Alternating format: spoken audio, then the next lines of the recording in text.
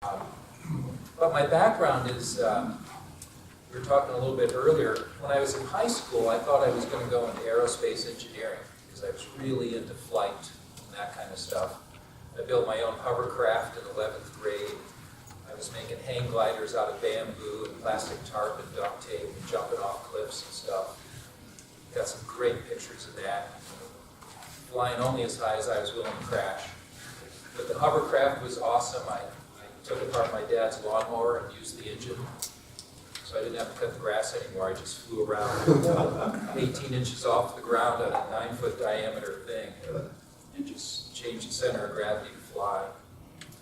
But then when I got to Penn State as an aerospace engineering student, you know, at the height of the Vietnam War, so this is like 73, Watergate was going on, high charge times for politics and everything. I lasted about 1 semester in aerospace. But when I was in high school, in my senior year, I'd taken the first class they ever offered in anthropology and just fell in love with that. So I just flipped the catalog with a couple of pages, went from aerospace to anthropology, and studied that for 2 years. And then like everybody else who was taking political philosophy classes and moral philosophy classes and anthropology classes, we all lasted about 2 years. And that brought us up to like 75, 76. Most of us dropped out and moved on. You know, we were protesting on campus against the war and Watergate. We used to sit in class and listen to the Watergate hearings. So it was a really charged political time, a lot of stuff going on.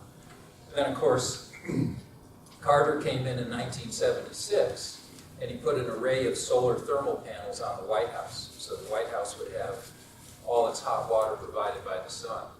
And I wish I brought more pictures, but you can pass this around.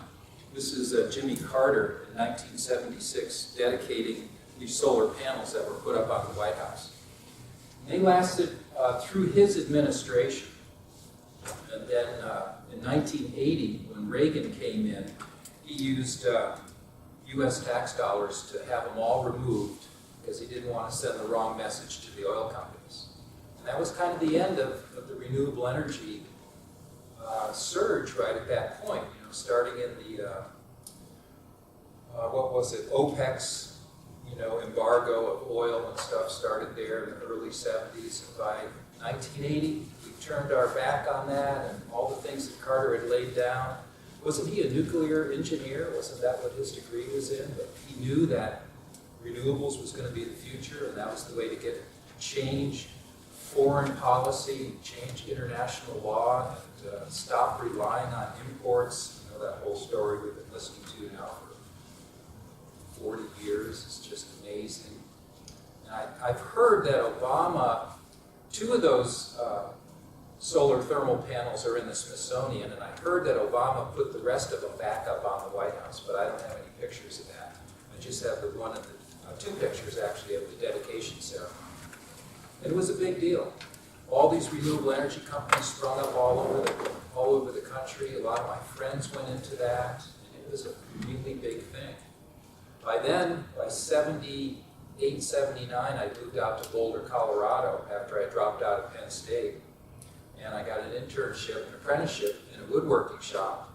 And 16 years flew by. And I got really good at cabinetry and furniture making and staircases. I got a couple of pictures up there. If you visit my website, you can see the stuff I've been doing. But then got so fed up with taking orders from architects, smarty pants architects, I figured I should just become one. So I looked around in 89 and 90 and then moved here and attended the College of Architecture over here. In 96, did my thesis in sustainable design. And even in 96, I could only find one professor to be my thesis advisor. The head of the school, the dean, and the head of 4th year all took me aside on different occasions. And they said, "Richard, you'll never get a job in sustainable design. It went out with the Carter administration. You're wasting your time." I found one guy to be my thesis advisor. And now, you know, what is that, 20 years later, right? Now they have a degree program in sustainable design. But then I was told I was wasting my time, you'll never get a job. Oil is always going to be cheap. Forget about it. long story, that's kind of my background. I do, the name of my company is Against the Grain Architecture. I do sustainable design. In fact, I'm an ambassador for a new program called the Living Building Challenge.org. You can check that out. Kind of where LEEDS is, you've heard of Leadership in Energy Design.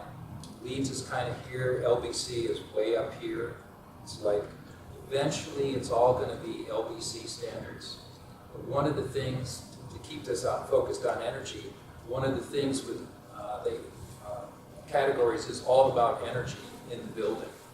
And so to meet the high standards of LBC, you have to not only, be incredibly conservative in your energy consumption, heat loss calculations and all that, but you have to produce all the energy your building and occupants need on site.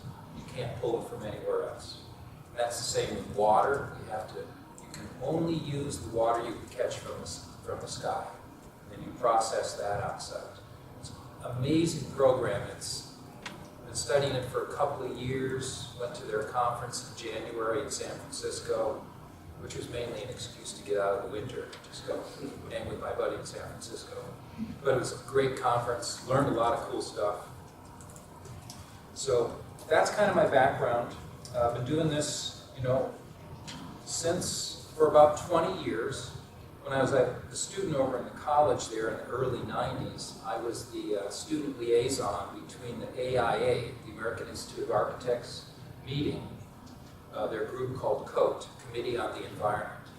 And they wrote the original environmental standards for construction, and I think it was 85 or 86. And it's a huge book. It's like 2,000 pages, triple ring binder, and it goes through everything.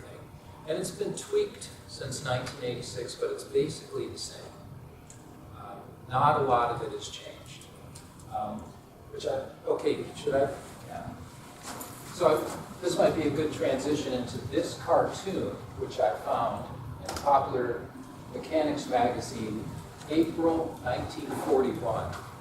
And I like it for a couple of different reasons. Can you read it from there? I have one hard copy I could pass around. But what I like about it is, nowadays you just don't get in one cartoon tobacco and sexual innuendo when the topic is solar energy. It just doesn't come together anymore the way they did, right, in 1941. But the characters are in California. They're kind of joking around through the first couple of panels, but then they have a concentrator array up on the rooftop, just like what we have today. Hasn't changed since 1941, and it produces all the hot water for that residence. And I like that because if we had been doing that since 1941, if all our houses in this country could produce all their own hot water, and literally today it takes 2 4x8s to collect enough thermal energy to produce all the hot water a family of 4 needs at 45 degrees north latitude. And that's what's going on. If it had been going on since 1941, where would we be? We wouldn't even be talking about this. It would be on everybody's house. In fact, the neighborhood, which is just to the north of here, Como Southeast, where I live, we did a program. It was the first of its kind in the nation, I think, in 06 and 07, called Solar Pioneers, and get started on both sides. What we did is we went around to the neighbors in Como Southeast and asked them if they would like to put solar domestic hot water arrays on their rooftop. And it costs about 10 grand to do that. So you're looking at 5 to 10 years for that investment to pay off. But we got 36 neighbors to do that. So we did a bulk purchase that was 72 panels, 36 solar heat exchangers, 80-gallon solar heat exchangers. Did it in bulk, saved on shipping, did a bulk purchase, made in Minnesota. We brought the price down to $5,000. So there's like 30 of them in this neighborhood. when you're biking around or walking around, just start looking up on rooftops and you'll see them. Some are flush mounted, some are up on racks, some are straddling ridge tops to face south. Huge thing, very successful.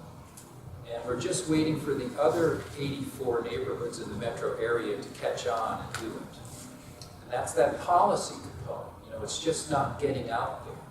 You hear about it in all the political debates, and always the question is, what's the payback? What's the payback? And to me, it's a ridiculous question. Just, you can't compare it. When we had a new gas boiler put in our house, I didn't ask the guy, what's the payback? When is it free?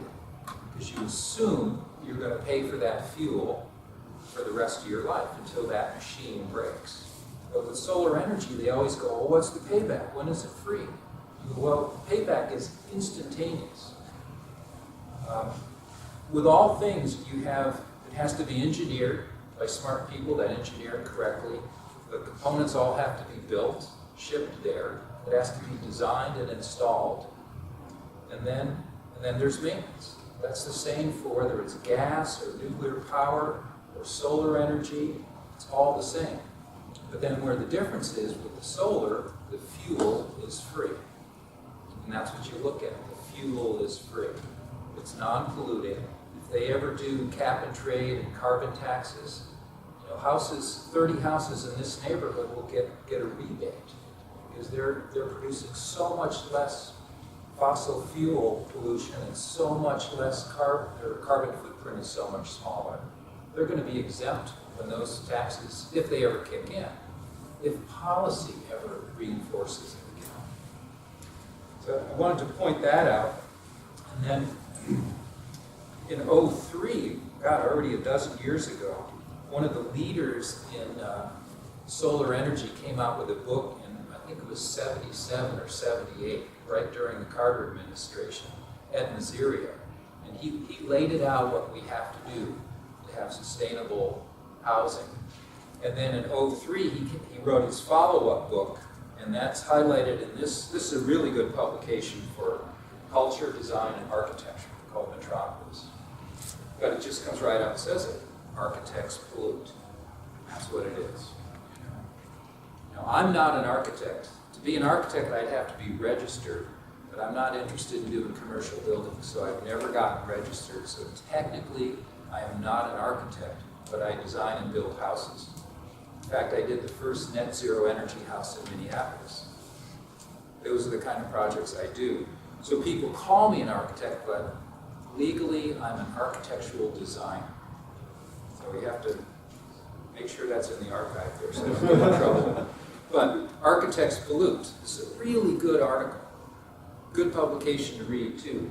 But what he basically says is, when you look at the big energy pie, you divide it in half and into 2 quarters, just to round it out. And the built environment. In this country, there's about 87 million residential dwellings in this country. There's another 7 to 8 million commercial and public buildings in this country. Every one, if it's down south, it's got air conditioning. If it's up here, it's got heating. Every one has hot and cold running water in it. When you look at consumption of energy, it's the built environment that takes half of the energy pie. But when you listen to politics and policy, you think it's the cars we drive. The transportation sector is 25% of that pie. And that's airplanes, that's trains, that's cars, that's diesel, that's trucks. And a small little sliver of that are SUVs. But still, it's only 25% of the pie of energy consumption. The other 25% is industry. All the super cool things we can make out of oil and coal, tar, and all that stuff. That's what we should be doing with it. We shouldn't be burning it in our cars and burning it in our houses. So Ed makes the case that's what we should be doing. We should be going after the built environment and not the cars. In fact, there was one study that said if we improve the energy efficiency of the 87 million houses in the country, by 50%, that would be the equivalent of the 200 million cars on the road of getting 700 miles to the gallon. So you have to ask yourself, are we going to get cars getting 700 miles to the gallon of gas, or can we improve the energy efficiency of our homes by 50%? Just give us 50%. So that's what I've been focusing on kind of in my career, is trying to push that and get my clients to do it. So I just make a rule, and maybe that goes back to my anthropology or philosophy background. I just make a rule that if I'm going to take on a client, whatever it is, whatever I'm remodeling in their house or building new for their house, I just say it's got to be done with renewable energy. If not, I just show them the yellow pages and I move on. Because, I mean, you guys are just all starting out, so you've got years of projects coming up. But I can look back on, 100 projects in my life. And, at my age now, I'll keep doing this until, I'm physically, well, either physically or mentally can't do it anymore. I don't know which one's going to happen first. But I only have a few more. If you do 4 or 5 of them a year, I maybe have 30 or 40 left. So I want to just do the renewable energy ones, the ones that are going to make a difference. And it's hard to do, and still make a living. I mean, that's one of the tough parts, is still make a living at it, but you got to do it. So let's see, I'm going to move on to the next slide here. Yeah. So if you had come to my studio last month, that's what's in the backyard. So my house was built in 1910, but the garage was built in 1925 and was completely falling down and dilapidated when I got there. So I built this project here. With sustainable design, the things that Ed talks about, or like in this book, this was written by one of the professors over at the College of Architecture, Mary Guzowski. She teaches daylighting over there. Huge part of solar energy is daylight.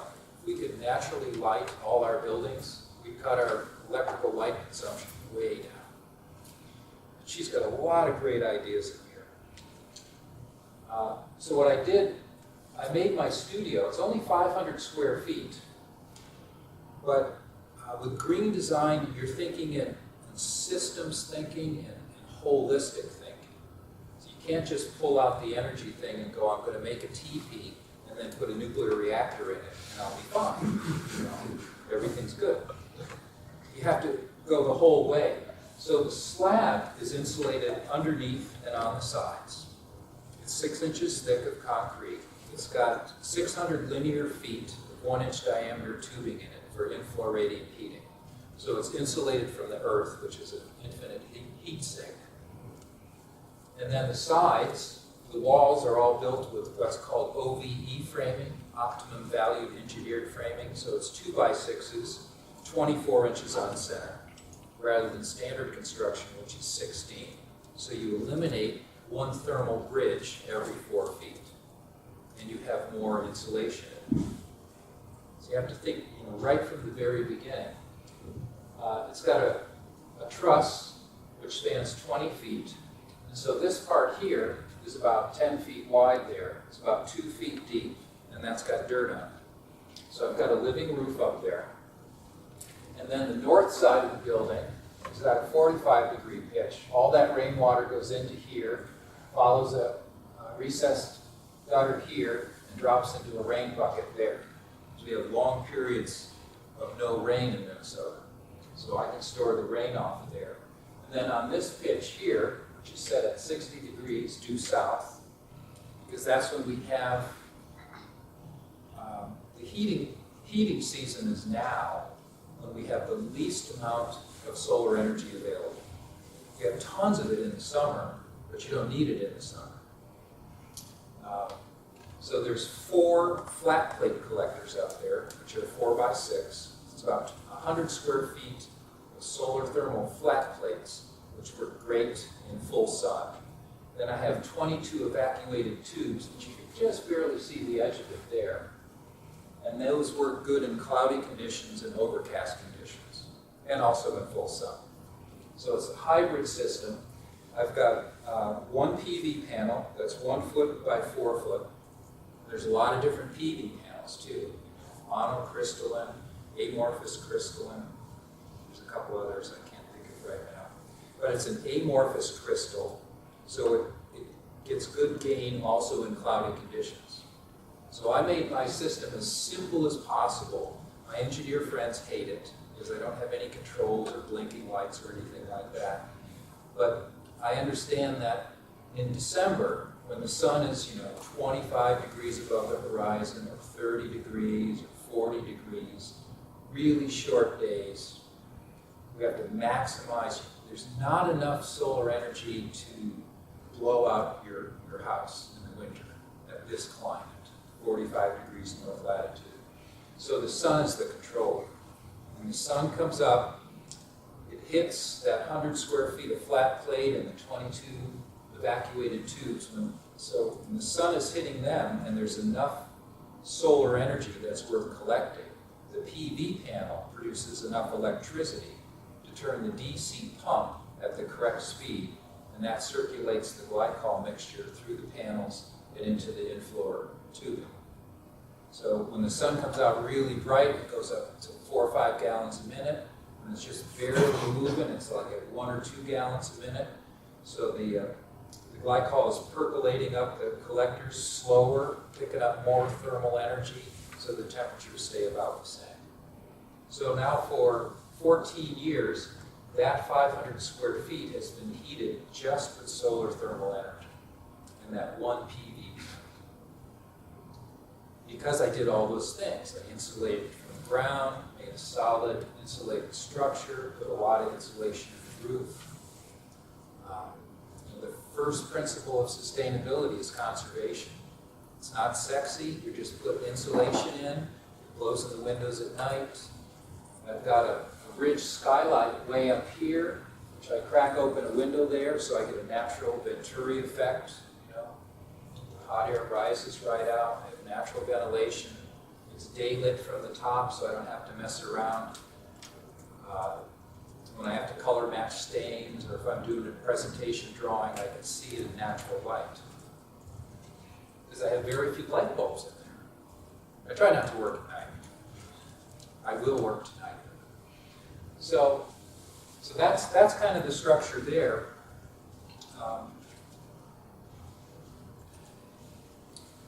So there's the panels up there. Here's the, each one of those is about 25 square feet. And the 22 tubes, they're each about 6 feet long. That's 4 square feet of PV panel. And then I put in a second one over here because my neighbor 2 doors down has this monster cottonwood tree. And if the leaves stay too long, the one panel can't produce enough electricity until that drops its leaves. So I have to manually flick a toggle switch when those conditions are present. It's a really simple system. I also have a little trellis here, and I brew beer. So I grow my own hops, so that I've got a beautiful sun shading there, which further keeps the building cooler. But because I've got so much insulation and flow-through ventilation, the inside of that building has never gotten above 85 degrees. Even when it's 100 outside for a couple of days in a row, that building stays cool. Because the insulation, the form of it, and all the vegetation that's cooling it. And those are things that Mary talks about in here. Ed gets into it a little bit here. In fact, the AIA used to have a publication on how to properly grow vegetation around your building to maximize, blocking the cold winds out of the northwest in the winter, shading it in the summer. This is all, sustainable design, green design. What else? There's a lot of words about it. You may have heard of this huge movement too that started in the UK 10 years ago, Transition Town, slowly weaning ourselves off of oil. And so they all have those features in there too.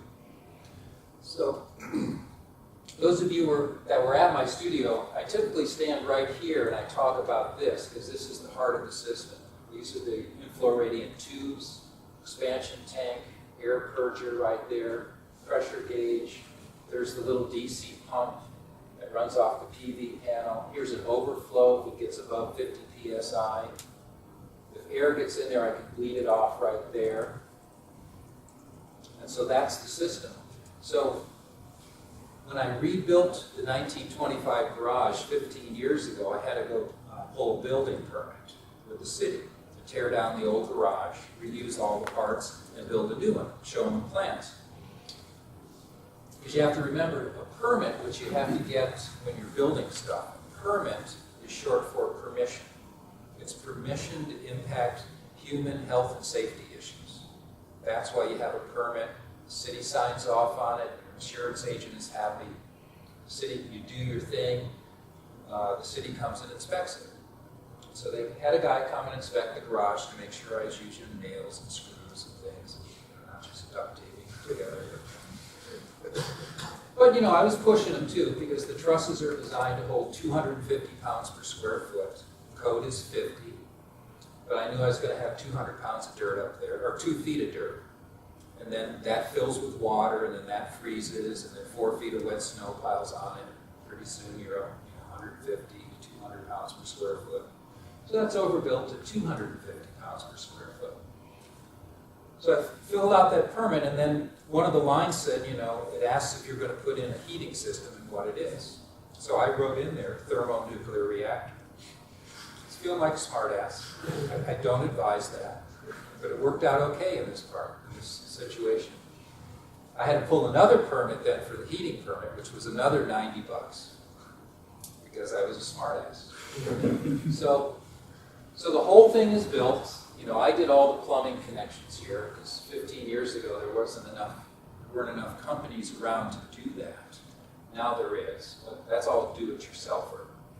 I had a couple of solar engineers kind of design the plumbing tree for me, and then I put the components together. So the heating inspector, those of you that are at my studio heard this already. The heating inspector stood there, and he looked at this, and he said, well, I don't know anything about solar energy or solar collectors. I don't know anything about it. He says, I see you've got temperature gauges, so you can monitor stuff. Because I used to take 8 temperature readings every morning, and with four color pencils, and graph all the different temperatures. High and low outside, high and low inside, high and low at the collectors, high and low at the slab. There's software you can buy now to do that. But little pens and graph paper go a long way. It's visual, you can see it. You don't have to plug it in. I don't do it anymore. And he said, okay, I see it. You got an expansion tank, you got shut-off valves, air purger, pressure gauge, overflow gauge. He says, well, that all looks good. He thought for a minute, and he went, well, let's see. It can't blow up, it can't catch on fire, and it doesn't outgas anything. So what did they make you pull a permit for? Because those are the 3 things that impact health and safety. And there's nothing to it. Nothing can go wrong. If any of my amateur plumbing joints, a lot of solder dripping down there, if they ever failed, all that spills out on the floor is hot glycol, which is non-toxic. It's not the antifreeze that's in your car that'll kill you. You can drink that. Actually, it's the stuff, it's a little purer grade that they use in the medical profession, when you're getting a colonoscopy. That's what you drink to flush your system out. That's all it will do for you, is give you diarrhea. So it can't blow up, it can't catch on fire, it doesn't outgas anything. So what do they make you pull a permit for? So he signed off on it, took the $90 and walked away. That's how it works. And again, it's getting back to that policy thing. If you can convince the public and the inspectors that this stuff is benign, can't go wrong, can't catch on fire, you're not going to wake up in the middle of the night dead because you've been breathing carbon monoxide for 2 hours because your furnace failed or your filter is clogged up, nothing goes wrong. The only thing that goes wrong is this time of year when we'll run into 2 weeks of cloud. It'll be 40, 45 degrees and heavy cloud cover. So even my evacuated tubes are barely pulling in thermal energy.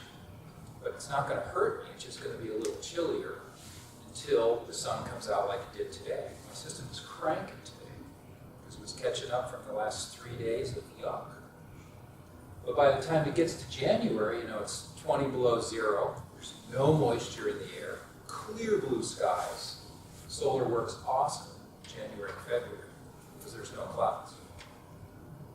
So the big question moving forward, with climate change, as the temperatures rise, the moisture carrying capacity of the air goes up, the particulate carrying capacity of the air goes up, and then we're going to have more cloudy days.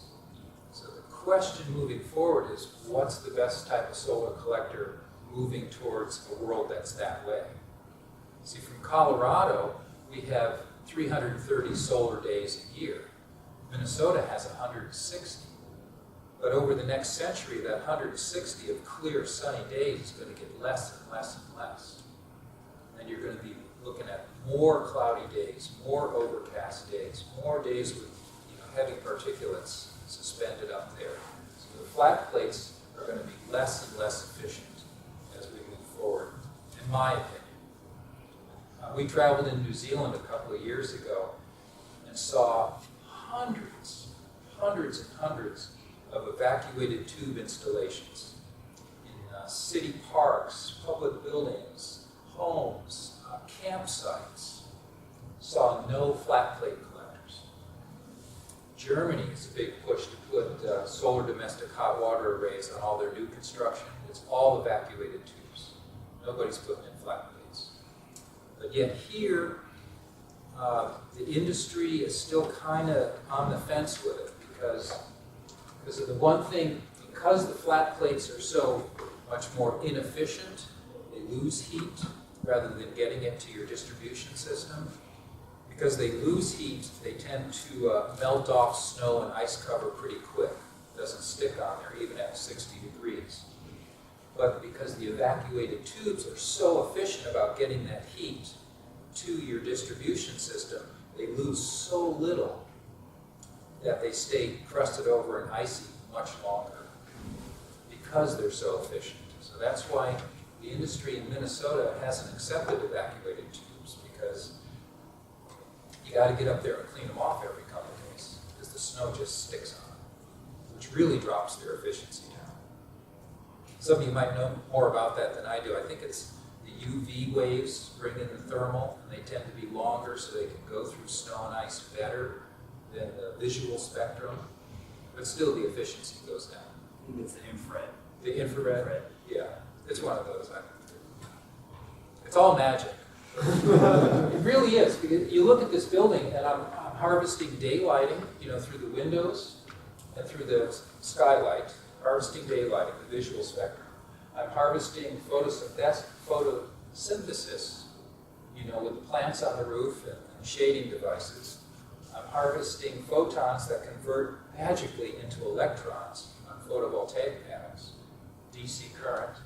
And then I'm harvesting the same sunlight for thermal. 500 years ago, you guys would be burning me at the stake because I'm talking about 4 different things coming out of the sun. And how is that possible? It just splits up, and is it a wave? Is it a particle? Oh my God, what's going on? Your living roof is also evaporating water. Evaporating water. It is a carbon sink. Granted, it's only 200 square feet, but that offsets the 200 square feet of roof that's not a carbon sink. Because you've heard about the urban heat island, that effect that's going on. So there's a big push. Chicago's been amazing, putting up green roofs everywhere. There's a lot in Minneapolis, too. A lot of buildings have switched to green roofs, or at least white-colored roofs, so they're not just getting hot right next to the air handlers, which are always on the roof. You drive around, you see everybody's air conditioner on the south side of the house. Nobody's thinking it, and I think it's all because of architects. They decided to make a project, and then whoever pays for it can put it where they want to. But it hasn't. So we went through 50 years where architects didn't know where the sun came up in the morning, didn't know where the prevailing winds came from. Now, slowly, in 2000, they have a degree degree in sustainable design. And you have to know those things to graduate.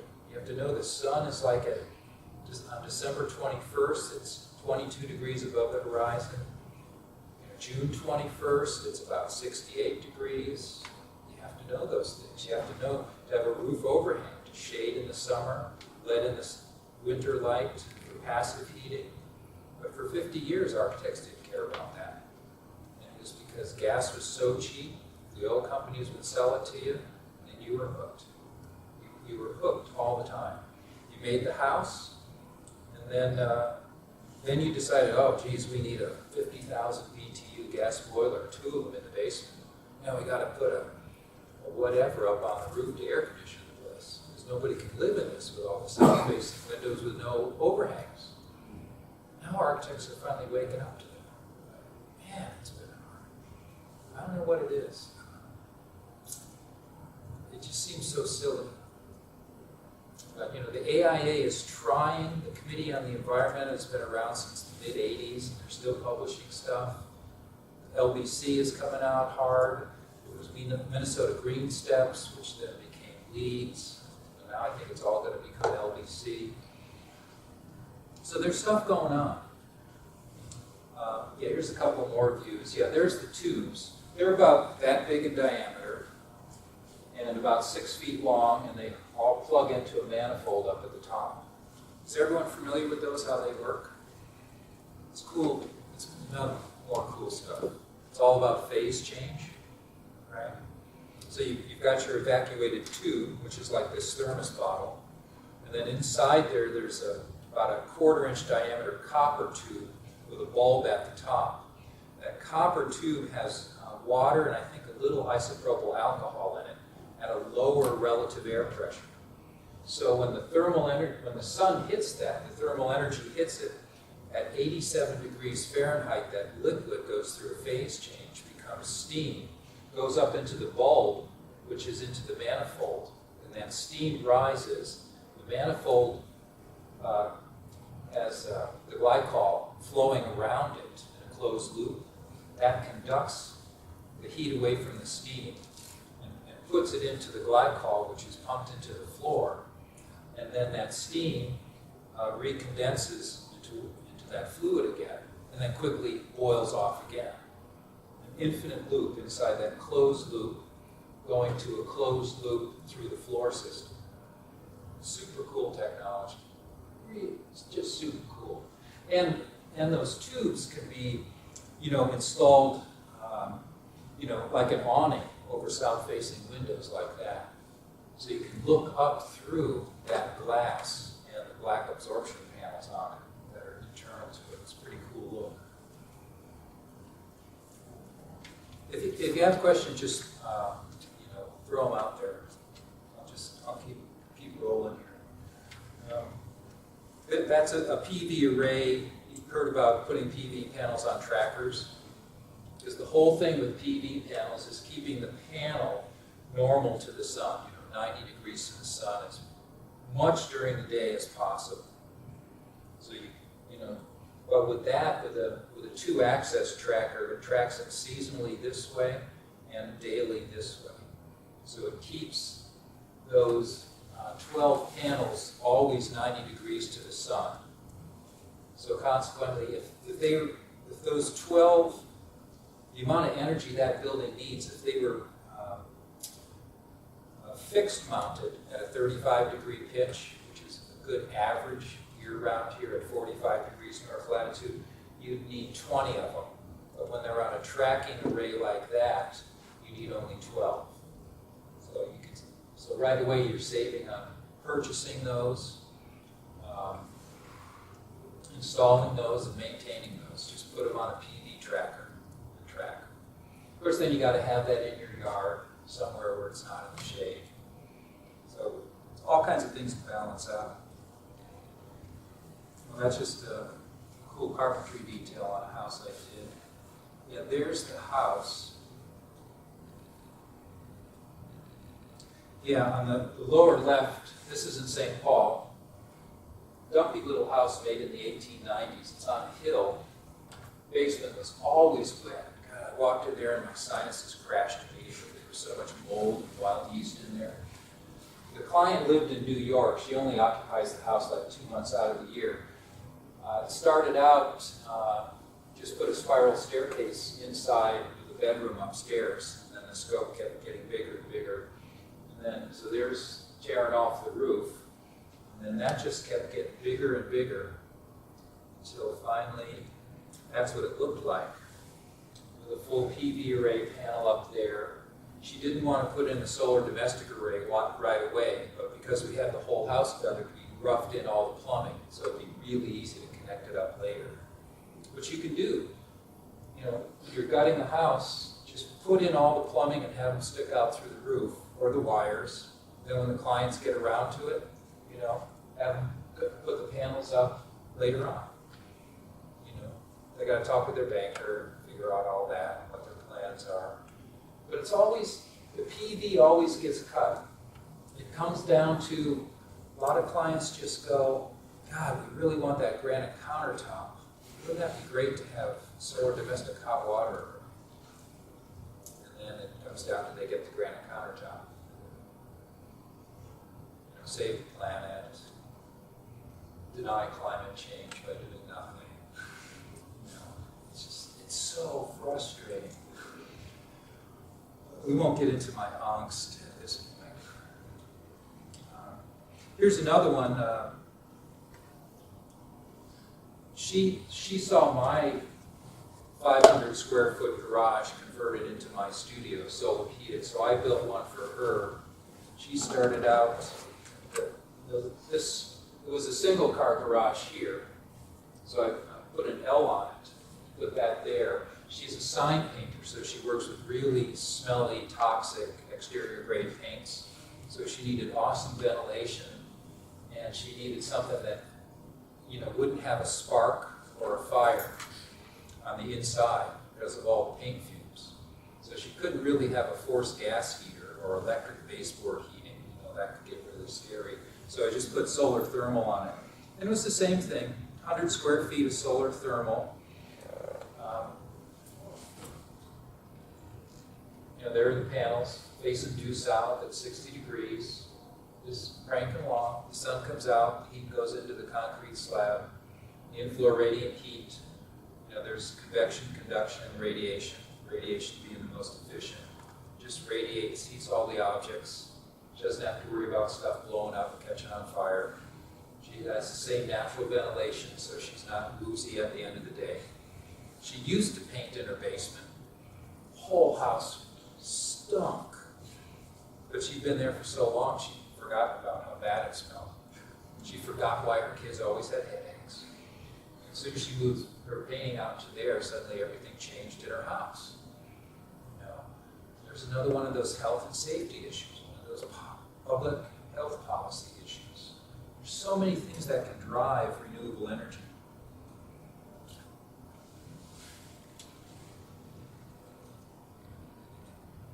This is just a project in there.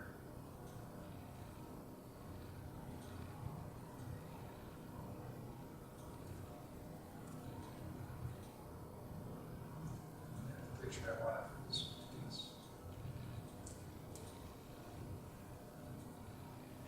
But anyway, this was a big thing about 10 years ago. And this is my project here. That's Jim and Jane. The new American Gothic there. They're both musicians for the Minnesota Orchestra. And they came to me, they had a sign in their yard for years, you know, clean energy now.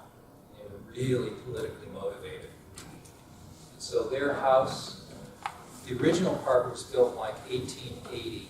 It had a 10-foot diameter brick cistern in the basement, which was structural, and that's where the water originally was stored. Then in the 1970s, someone put a kitchen on the backside and a second floor. And then this goes back to that sustainable design stuff.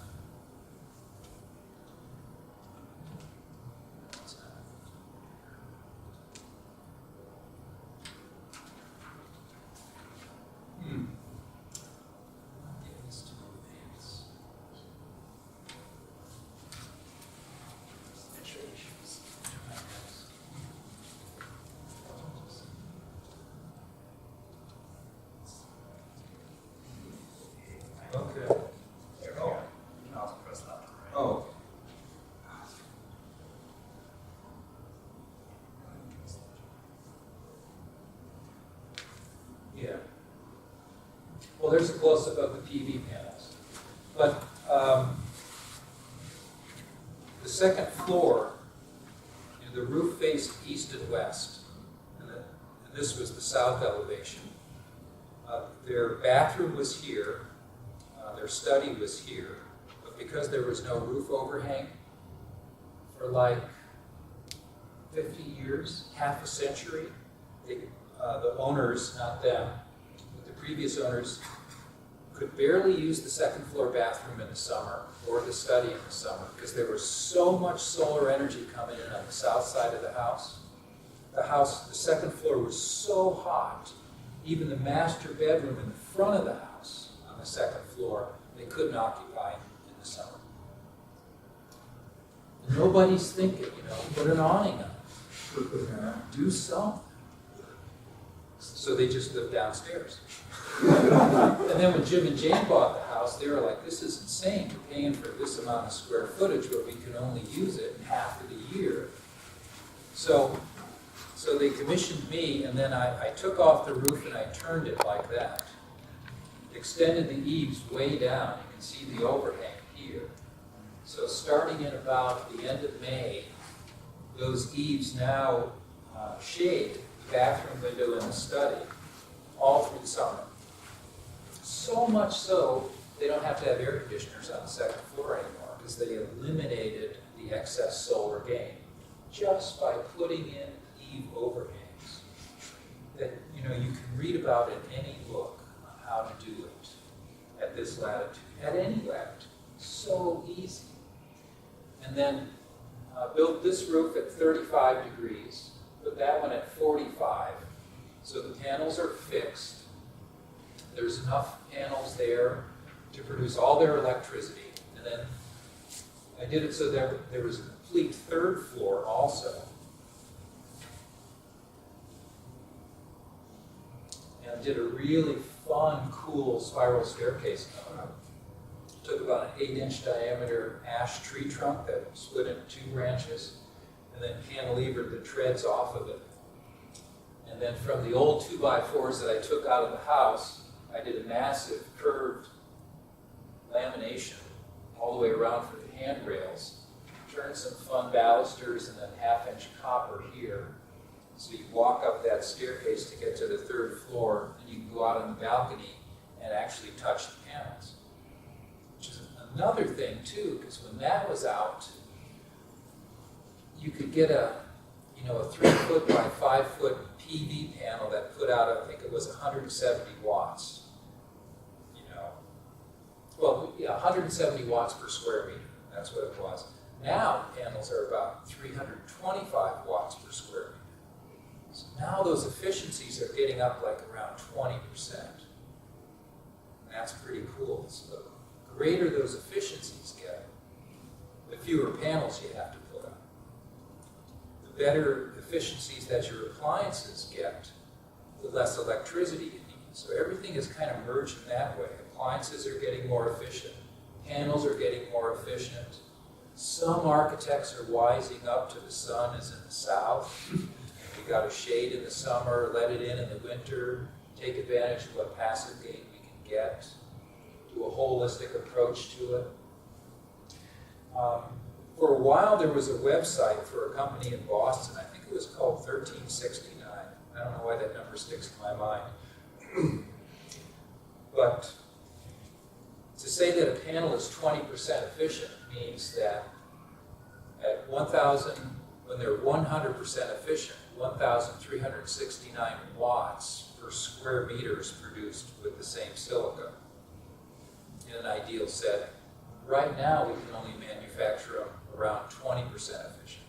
So as more and more smart, motivated people get into this industry and start improving those efficiencies, we'll see that continue to rise. So if we double those PV efficiencies, a house that has 20 panels today at $1,000 a piece, maybe next year, if Moore's law, if they apply to computers, if that applies to PV panels, in 5 years they'll need 10 panels, a smaller roof, less installation, less shipping, less maintenance, less connections, cheaper. that's coming. I was reading one on the internet the other day. Company's making one that's kind of like origami. So it's all folded up. And then when the sun heats it, it unfolds, collects the solar, and then contracts again.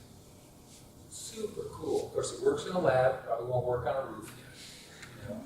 But people have got to be pushing the envelope on this. Got to figure this out. Can't be that far off. The solar thermal has been, basically stable for 100 years. It really hasn't changed. I mean, 70 years since 1941 when that cartoon was up. I had another one, Popular Mechanics from 1935, which talked about all the great innovations in solar energy. 1935 hasn't changed. It's still the same thing. It's black thermal absorber with liquid or air passing over it or through it, and then super cool glass on the top. That hasn't changed in 70 years. The glass has gotten cooler, there's less internal refractions, it stands up to storms, there's less lead in it, all that kind of stuff. So, okay, that gives you 1 or 2% more, but it's about the same. So you throw up some, reflectors on the side, that helps on sunny days. But PV has got so far to go. We're like at 20% efficiency now with a PV panel. I mean, somebody's got to get it going. Industries are working on it. I'm surprised Elon Musk must have guys working on this, Bill Gates must have guys working on this. There's got to be people somewhere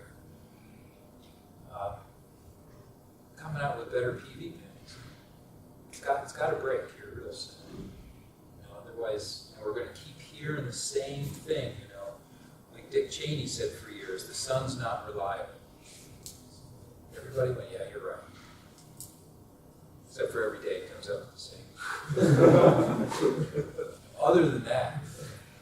But the thing with electricity, as you know, it's the storage. What are you going to do? Nobody's working on awesome batteries. Actually, just how it will.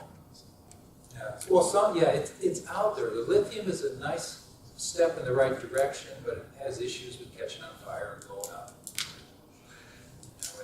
And in the construction industry, lithium is great because they're small and lightweight, but if they don't work below 32 degrees, the battery doesn't discharge then.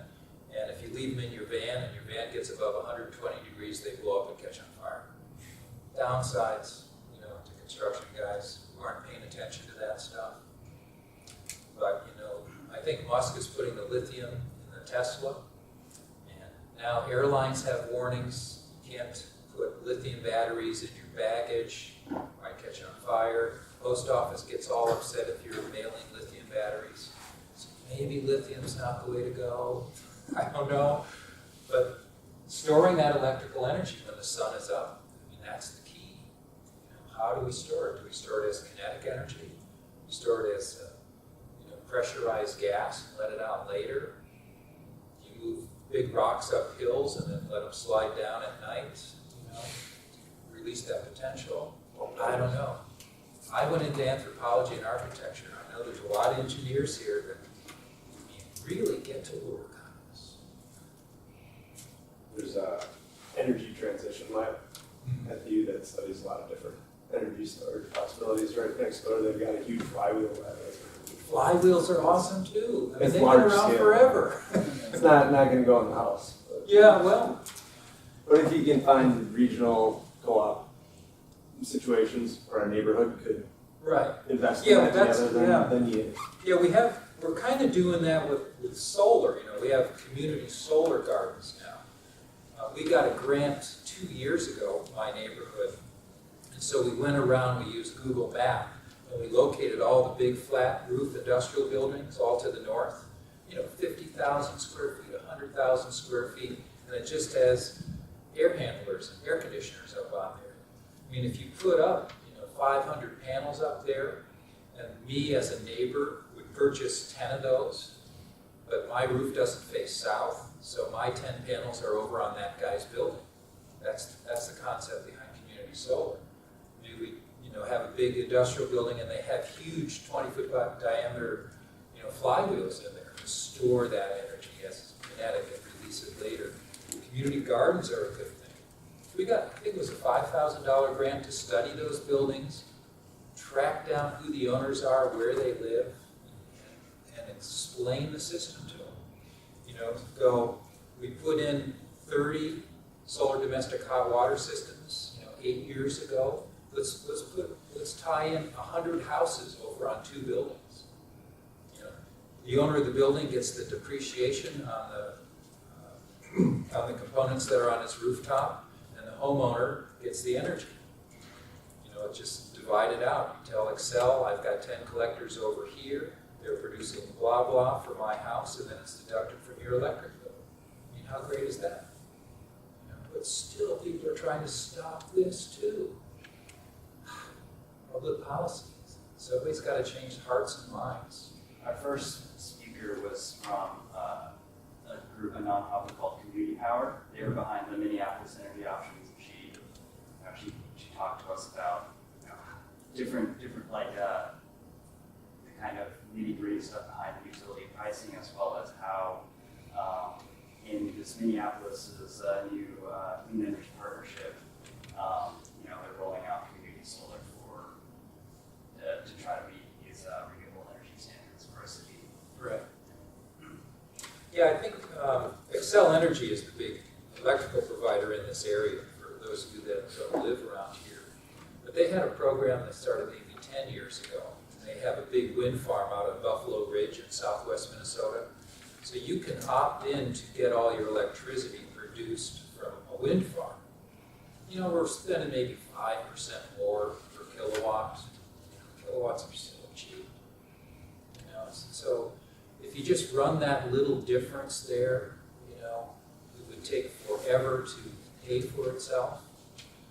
But what my house hasn't been doing for 10 years, I have wind turbine electricity generates for our house, so I have very little carbon footprint, very little fossil fuel issues, because our electricity comes from almost 200 miles away, but it's not that photon and that electron, it's all in the mix, because it all goes to the grid, it's all grid tied.